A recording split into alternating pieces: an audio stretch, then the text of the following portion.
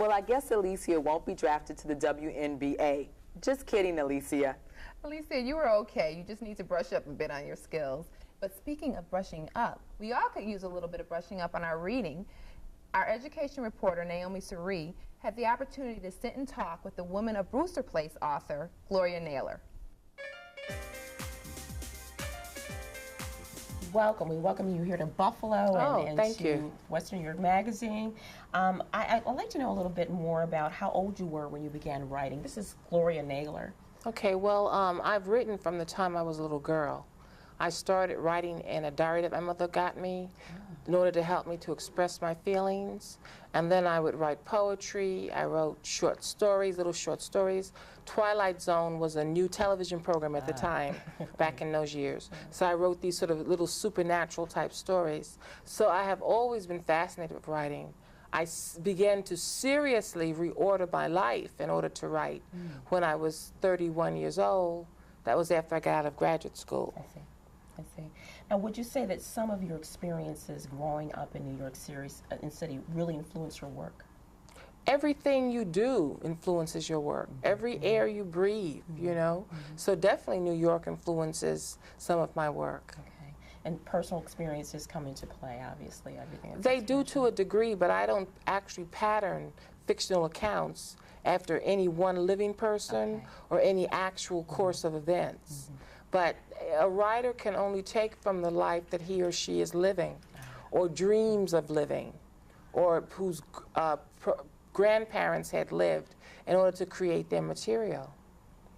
In reading the Women of Brewster Place, I noticed that you touch upon African American issues, issues that we're struggling with in our community, like teenage pregnancy, lifestyles, different kinds of lifestyles between lower class and middle class.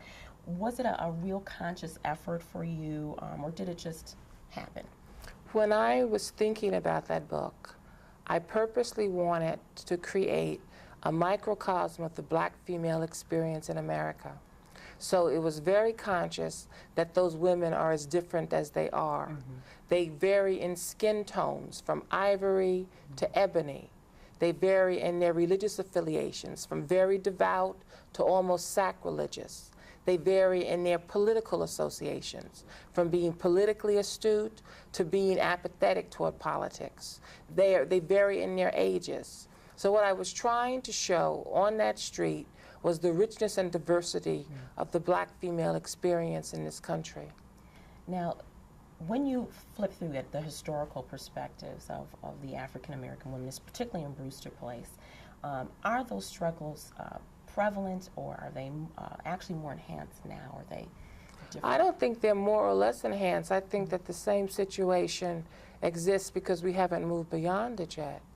Black women are still at the bottom of the totem pole in this country, you know, and I don't know what's going to change that. It's going to take a greater mind than my own to figure it out. And possibly a greater spirit. Yeah, possibly. I would say that. Your most recent work in Men of Brewster Place, can you talk a little bit about that? Well, what would you like me to say? Just basically. Well, I wrote the book as a homage to my father, who passed away in 1993. And also because I was vastly affected by the Million Man March in 1995. So I thought, you know, well, let me go back to Brewster Place and see what will happen if I let the men begin to talk. And so that's how the book got started. Phenomenal, phenomenal. I also wanted to ask you the last question. What advice would you give to writers in general, young, old? To be true to yourself, to be true to your story, to believe that you have something to say, and to say it in the best way you know how. I'd like to thank you for being with us and being in Buffalo. Thank you for having me. And sharing your experiences. Thank you. Okay.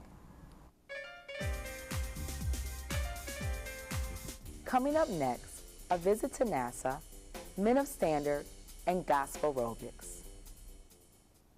Hello, my name is Mark Pierce from Buffalo, New York. I look forward to watching Western New York Magazine. I admire their commitment to a positive image for our culture and community, and I look forward to their great success.